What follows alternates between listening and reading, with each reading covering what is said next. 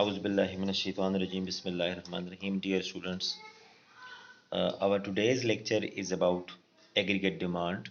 What is aggregate demand? What are the components of aggregate demand? And how aggregate demand curve is derived in two-sector economy. Uh, Basically, there are four components of aggregate demand, and these components are consumption expenditure, investment expenditure, government expenditure, and net export. As shown by the equation here, aggregate demand is equal to C plus I plus G plus net export, where C are the consumer expenditure, I are the planned investment expenditure by the firm or the producer, G is planned government expenditure or purchases, and NX is the difference between the receipts from export minus import, and that's hence it is called net export. But as we know that in our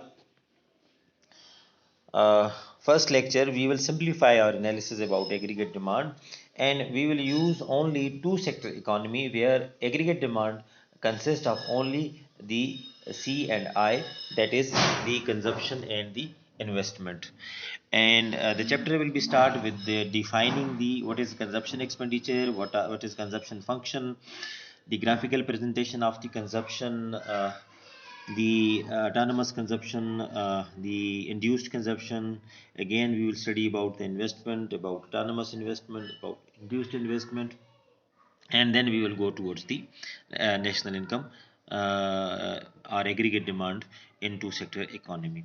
Let's start with the consumption. That what is consumption and how consumption function behaves. We start with the consumption function and the determinants of the consumption. Here we see that consumption function is a function of many variables. These are shown by the consumption function at the bottom of the slide. That consumption is a function of current level of income. Consumption depends on positively on current level of income, mean that when income increases, the consumption will increase. When income decreases, consumption will decrease. Again, consumption is a function of income tax. That is negatively function of income tax. As the taxes increases, the consumption will decrease, or vice versa.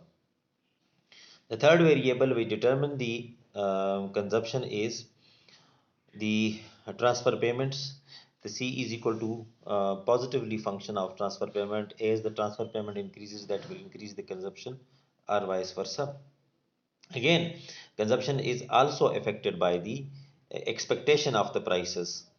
When prices, the expectation regarding prices, people perceive that the future prices will increase, they will increase the current consumption. Hence, the consumption is positively affected by the expected prices. Again, the consumption is also affected by the expectation of the future income. Again, if consumer expect that in future they will receive more income, they will increase their current expenditure.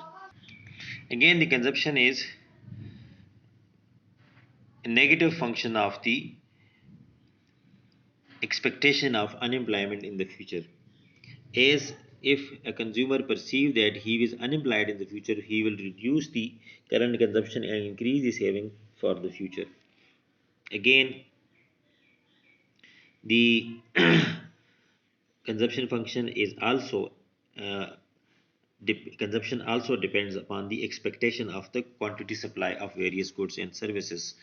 Again, the consumption is also negative function of consumer indebtedness. Higher the consumer indebtedness, the lower will be the consumption. The consumption also depend upon the interest rate, and consumption negatively depends on interest rate. As consumption increases, the interest rate increases, the consumption will fall, vice versa. Again, the consumption is positive function of the wealth of the consumer. If consumer has higher wealth, his consumption will be high, or vice versa. And the consumption is inversely related with the prices of the goods and services. But these are the determinants of the consumption in long run. while Keynes says we live only in short run and in long run we are dead. So all other factor except the income level will remain constant in short run, and he stated that consumption depends only on income, mean that in short run, a short run consumption function, the consumption will only depend upon the income level.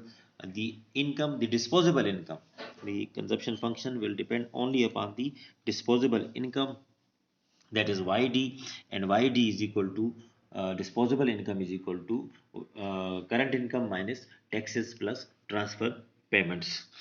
And if the YD increases, mean disposable income increases, it will increase the consumption level. If disposable income decreases, it will decrease the consumption level. Here is a psychological law of consumption of the Keynes, which state that consumption and income are directly proportional. uh, Sorry, consumption depends on income. Whenever income increases, consumption also increases. Whenever income increases, consumption also increases, but the increase in the consumption will less proportional as compared to the increase in the income. That is the basic keen psychological law of consumption. We will define consumption with equation and on the graph in the next slides. uh, See here, we see here that the consumption function, here we see that YD, the disposable income, is equal to Y minus income taxes and plus the transfer payments. While we stated that consumption is a function of income positively, and there is a positive and less than proportional relationship between consumption and income, the consumption basically has two parts. What are these two parts? The first part of the consumption function is shown as C is equal to C naught plus CYD, MPCYD. And here the C bar or C naught is autonomous consumption. And what is autonomous consumption? Autonomous consumption is that part of the consumption which doesn't depends on the income level or disposable income, and it remain fixed along with the changes in the income level or disposable income, while the second part, that is MPC into YD, small c into YD, is induced consumption, which depends on the income level. It's meant that if income increases, it will increase the induced consumption, and if income decreases, it will reduce the consumption level. But the magnitude of relationship between the change in income and the change in consumption depends upon marginal propensity to consume, that is MPC here. And what MPC shows? MPC shows that a 1 unit change in income will generate how much unit change in the consumption. That why MPC is equal to change in consumption divided by change in income, which shows if 1 unit change in income will bring how much unit change in consumption. The higher the MPC mean that the larger proportion of the increased income will be spent on consumption expenditure. So the consumption function will steep. The lower the MPC mean that lower proportion of increased income will go towards the consumption, and the consumption function will be flat.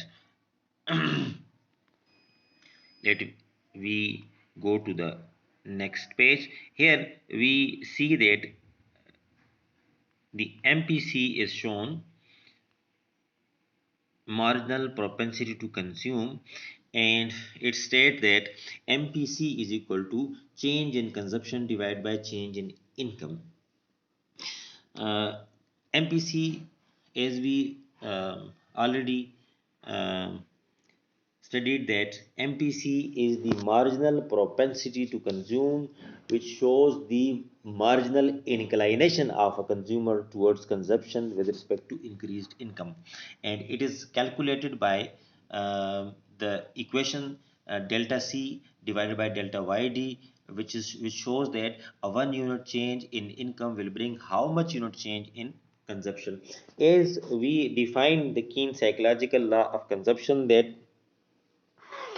consumption and income are positively related, but there is a positive but less than proportional relationship between the consumption and income, right? So the MPC by this definition will be less than 1 and greater than 0. The value of MPC lies between 0 and 1, and the if there is a proportional changes between the YD and C, then MPC will be equal to 1. If there are no changes in consumption with any change in income, the MPC will be equal to 0.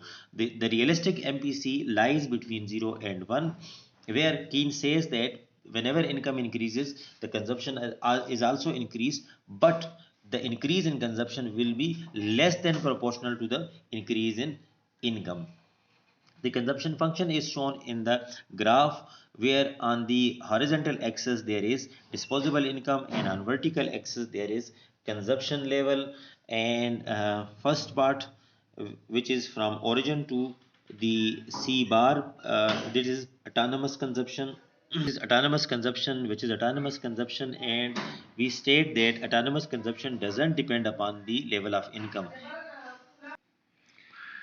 So here we see that along with the increase in YD, the autonomous consumption remains same. It doesn't change along with the changes in the income, and the yellow part, total yellow part is shown as autonomous consumption, which is constant along with the increase in income, while the induced consumption shown by the green part of the consumption function, where we see that the consumption function rise why it is rise, because an increase in disposable income will increase the consumption, and hence we state that induced consumption increases along with the increase in income. The total consumption then combined, we see here the consumption curve that is shown by C is equal to C bar, means C naught, that is constant consumption, plus MPC by D, which state a positive relationship between income and consumption. Now, what determines the slope of the consumption function or slope of the consumption function? Previously, we stated that it is the MPC that is that determine the slope of the consumption. Previously, we stated that it is the value of marginal propensity to consume that determine the slope of the consumption function. The higher the MPC, the steeper will be the consumption function, and lower the MPC, the flatter will be the consumption function. What it means by flatter and steeper consumption function? Look at the fig number 1, where we see here there is a flatter. This is, here is the flatter consumption function, and which shows that there is a very low MPC. A low MPC mean that a higher change in the a big change in the disposable income will bring a very small change in the consumption function. For example, if there is MPC is 0.3, it's mean a 1 unit change in income will bring only 0.3 unit change in consumption. That is fairly a very small MPC, and the MPC, this MPC will be depicted through a flat consumption function, and which is shown in the figure number 1. Again, a high value of MPC is shown by graph number 2, where we see that there is a steep consumption function, which signifies that a 1 unit change in income will bring higher changes in the consumption. For example, the practical example of it is MPC is 0.8. It means that a 1 unit change in income will bring 0.8 unit change in consumption, and a, a change in YD will bring a large changes in the consumption. So the consumption curve will be steep here. This was the determinants of the slope of the consumption function, and we have concluded that it is the value of MPC that determine the slope of the consumption function. A high value of MPC will generate a steep consumption function, and a low value of MPC will generate a flat consumption function. Now we go through the shifting of the consumption function. How consumption function shift? Here we see that the consumption functions shift from C1 to C2, and what may be the causes of shifting of the consumption function. Here we see the slope remains same. The slope of the consumption function remains same, but only it is shifted by a fixed amount upward from C1 to C2. This change in the consumption function or in the consumption is due to changes in autonomous consumption. For example, with the change of time, with the consumptions are increasing, the more money goes towards the IT information technology consumption, the more money goes towards the children's educations, and more money goes towards the health expenditure. It's mean that the autonomous consumption that a man will do in each and every case will increase, and hence that will shift the consumption function. A change in autonomous consumption C naught or C bar will only shift the consumption function upward or downward. It will remain with the same slope if MPC doesn't change. So we have studied the one part of the aggregate demand in two-sector economy, that is the consumption function. And the consumption function, we stated that an increase in consumption will increase the consumption level, but the increase in consumption will be less than proportion to the increase in income. It's mean that all of the increased income will not be consumed. Whenever all of the increased income will not be consumed, it's mean some part of the income will be saved. And now we will study the saving function. Here is the saving function. We see here that all part of the uh,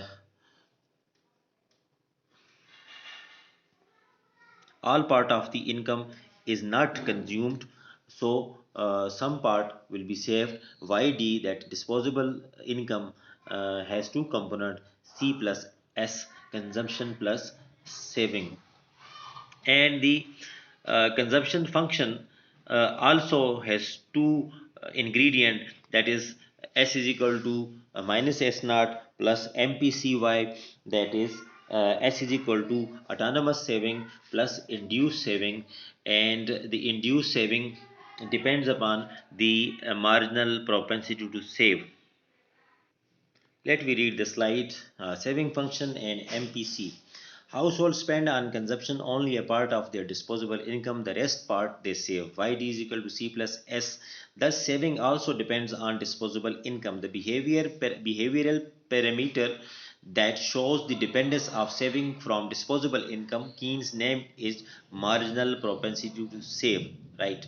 The MPS, like MPC, is can be shown through equation MPS is equal to delta S divided by delta YD, which shows that a 1 unit change in income will bring how much unit change in saving. Uh, like the MPC, the MPS value also lies between 0 and 1. It cannot be higher than 1, it cannot be less than 0. It If it is 1, if MPS is 1, it's mean that the consumer consume nothing, but all the increased income is saved. If MPS is 0, it's mean that all the increased income goes towards the consumption and it doesn't save any. So we see here that some part of the income is saved and some part of the income is consumed. So there is a definite relationship between the MPS and the MPC, right? The value of MPS and MPC, that the combined value of MPS and MPC is equal to 1. That's why we stated that higher the MPC, it's mean lower will be the MPS. Higher the MPS, it's mean that lower the MPS. If a consumer consumes 50% of the increased income and save 50% of the increased income, then the MPC will be 0.5 because it consumes 50% of the increased income and it saves 50% of the increased income. So his MPS will also be 0.5. It's mean that the total MPS plus MPC will be equal to 1. Again, with another example, if a consumer consume 80% of the increased income, his MPC will be 0.8, while his MPS will be 0.2 because he only saved 20% of the increased income. So the sum of the MPC and MPS is equal to 1. Now we derive the saving function. The saving function is derived from the consumption function. Here we see that S is equal to, that is saving is equal to YD disposable income minus consumption, that is equal to YD minus value, we put the value of consumption function, that is C naught plus MPC YD, that is equal to minus C naught plus 1 minus MPC, and YD is common here, and the consumption, we derive the saving function from the consumption function, which is S is equal to minus C naught plus MPC YD, and we have a graphical presentation of the saving function here. Here we see that on horizontal axis there is a YD and on vertical axis there is a saving, right? And at zero income, because at zero income the consumer cannot save, consumer will dis-save.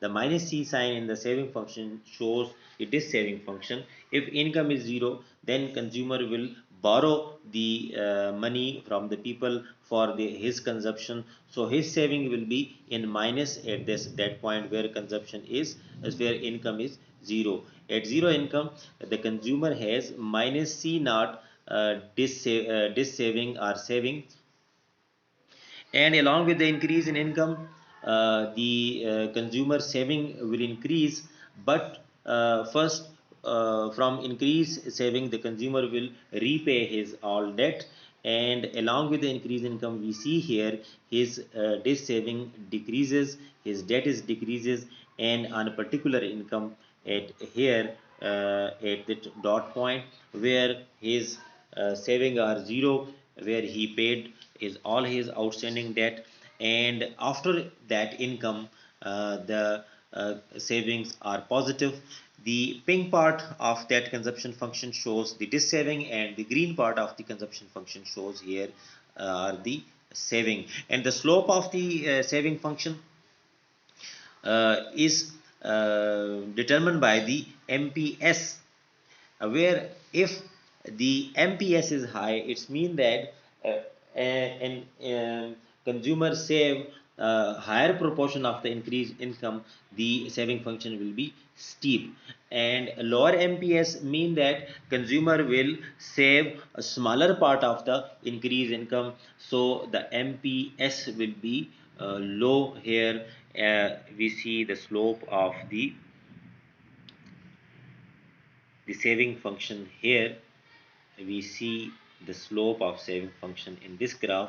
Here we see that the S1 with the lower MPS, which is slightly flatter, and the S2 that is with the higher MPS, which has a steep slope, mean showing that a 1 unit change will bring more changes in the saving. MPS is higher. Again, the shifting of the saving curve, that the shifting of the cause of the shifting of the saving curve will be the change in the autonomous saving. If slope remains same, autonomous saving increases, that will shift the saving curve upward or downward. This was the analysis of the consumption function, and now we study the average propensity to consume and average propensity to save. APC is calculated by dividing the total consumption divided by the income, while the APS is calculated by total saving divided by disposable income. Again, the same relationship of MPS and APS holds for the APC and APS. The value of the sum of the values of the APC and APS will be equal to 1. This was the analysis of the consumption and saving function. Next we will study inshallah the investment function, and then we will go towards the aggregate demand curve. Inshallah, until the next class, Allah Hafiz.